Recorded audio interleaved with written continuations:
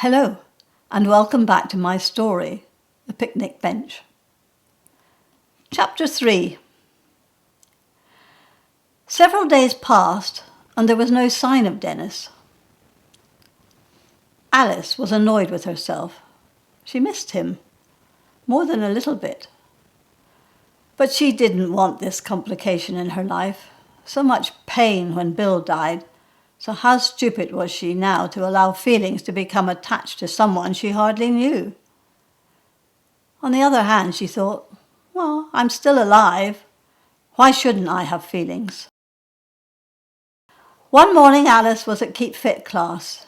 In the break she overheard Judy say, I introduced myself, but he seemed a bit distracted. Standoffish even. Who are you talking about? A new guy who recently moved into the flat opposite mine. Oh, did he look nice?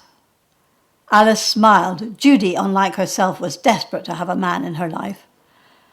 Look, I introduced myself. He said, pleased to meet you, I'm David, and then he was off, like a rabbit in the headlights. And what was he like? What sort of age? Probably late 50s, early 60s. Nice-looking chap. Judy smiled at Alice. I'd tell him you're interested next time I see him. They both laughed.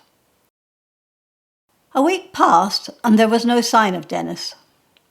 She felt a sadness every time she walked past the picnic bench. You know that guy who moved in opposite me, said Judy next time they met. Well, he's not there anymore. And wait till you hear this. Old Nosy Parker Jerry at number 8 got his name from the list of tenants, Googled him, and guess what? He's just come out of prison. A sense of foreboding invaded Alice. And what was he in for? Don't know. I didn't want to give too much oxygen to Jerry. He's a terrible gossip. So, I don't know is the answer to your question. Alice felt sure that she would never see Dennis again. And were Dennis and David one and the same person? And what could he have been in prison for? He didn't look like the type who could have been in prison for anything. Maybe it was a protest march that got out of hand. Or was it road rage, possession of drugs, shoplifting, or a drunken traffic accident? Alice could not associate Dennis with any of these.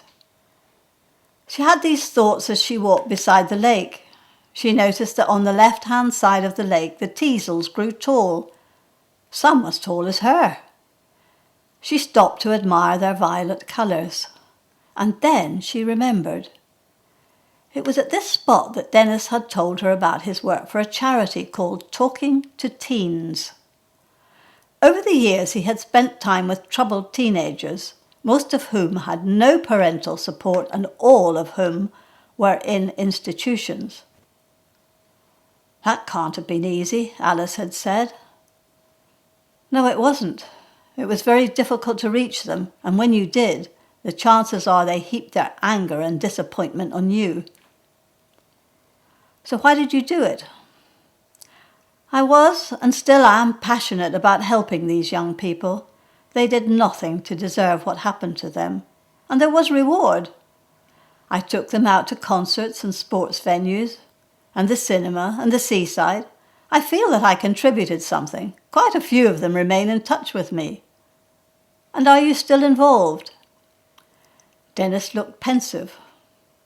As it happens, I'm currently mentoring a lad called Devon. Devon? That's an interesting name. I suppose it could be the county where he was born. Anyway, he's of mixed race and his father returned to his homeland when he was still a baby. His mother became an alcoholic and died not long afterwards. He's a wonderful person. He's enthusiastic, joyful, and very grateful. When I asked him how come he wasn't angry and difficult, his reply was simply amazing. He said he had worked out that the whole world is a reflection of yourself, and that if you are resentful, miserable, and angry, then that's the world you live in. Alice, have you any idea how a boy in his circumstances could have formulated such a philosophy? All he's ever known is a brutal, harsh life, lonely and devoid of love. And now a nagging thought would not leave Alice alone. Maybe there had been some inappropriate behaviour. He could certainly have gone to prison for that. Stop it, stop it. Probably it wasn't him at all, she silently screamed. In spite of all this, she could not escape the memory of their easy conversations, his smile, their laughter.